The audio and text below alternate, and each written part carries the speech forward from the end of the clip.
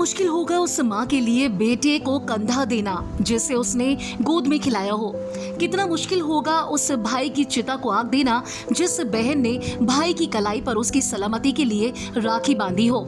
नौसेना अधिकारी विनय नरवाल, जिन्होंने पहलगाम में हुए आतंकी हमले में अपनी जान गंवा दी। शादी के 6 दिनों के बाद हिमांशी के साथ हनीमून पर गए विनय नरवाल को आतंकियों ने गोली से छलनी कर दिया। उनका शव जब करनाल पहुंचा तो ऐसे में पूरे परिवार समेत पूरे गांव का रो रो कर बुरा हाल था। वो पत्नी जिसके हाथों की मेहंदी अभी सूखी भी नहीं थी, उसके सुहाग को उजाड़ दिया आतंकियों ने चंद सेकंड में।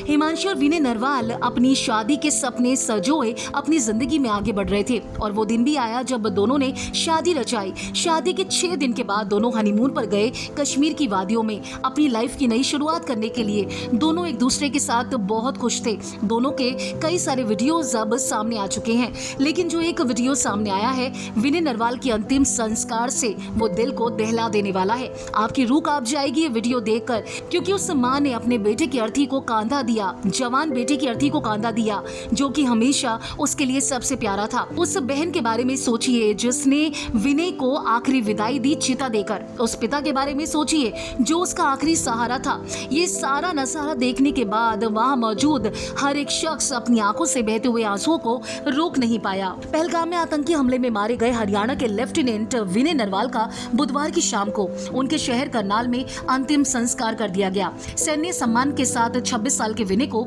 आखिरी विदाई दी गई। इस दौरान उनकी बहन ने चिता को मुखाग्नि दी।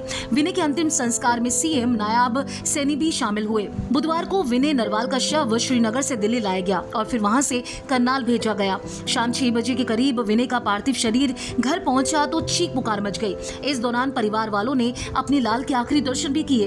विनय को अंतिम विदाई देने के लिए पूरा शहर उमड़ पड़ा।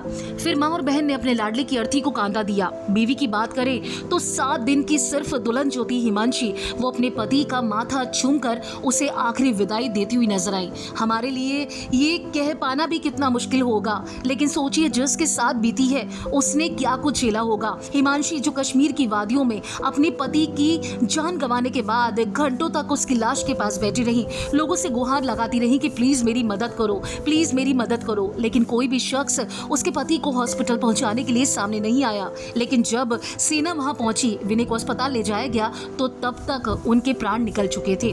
हिमांशी के लिए शायद कश्मीर की वो वादियां अब कभी भी खूबसूरत ना लगे। हमेशा वो मौत का मंजर हिमांशी की आंखों में घूमता रहेगा। हमेशा हिमांशी उस पल को याद करेंगी जब उनके सामने आतंकियों ने उनके पति को गोली मार दी। एक नई नवेली दुल्हन के लिए ये पूरी जिंदगी का सदमा बन गया। हिमांशी को लेकर सोशल मीडिया पर लोग अपने तरीके से श्रद्धांजलि दे रहे हैं। हिमांशी के लिए बहुत परेशान हैं। लोग ये सोचने के लिए मजबूर हैं कि आखिर हिमांशी और विनय ने ऐसा किया क्या था कि इस नए नवेले जोड़े को आतंकियों ने बिल्कुल भी नहीं बख्शा। आपको बता दें, पहलगाम के बैसरन घाटी में हिमांशी और जो विनय नरवाल है वो हनीमून मनाने के लिए गए थे। वहीं पर बैठकर दोनों मैगी खा रहे थे और तभी वहां पर आतंकी आते हैं बंदूकों के साथ और कहते हैं कि तुम्हारा धर्म क्या है। उनसे पूछते हैं कि क्या तुम्हारा आइडेंटिटी कार्ड है। इसके बाद विनय का नाम देखने के बाद वो उनकी पैंट तक उतरवा देते हैं और जब यकीन हो जाता है कि ये मुसलमान नहीं तो ऐसे में गोली से छलनी कर दिया जाता है विनय नरवाल को। सोशल मीडिया पर सिर्फ लोग विनय के लिए यही कह रहे हैं कि ईश्वर इस आत्मा को अपने श्री चरणों में स्थान दे।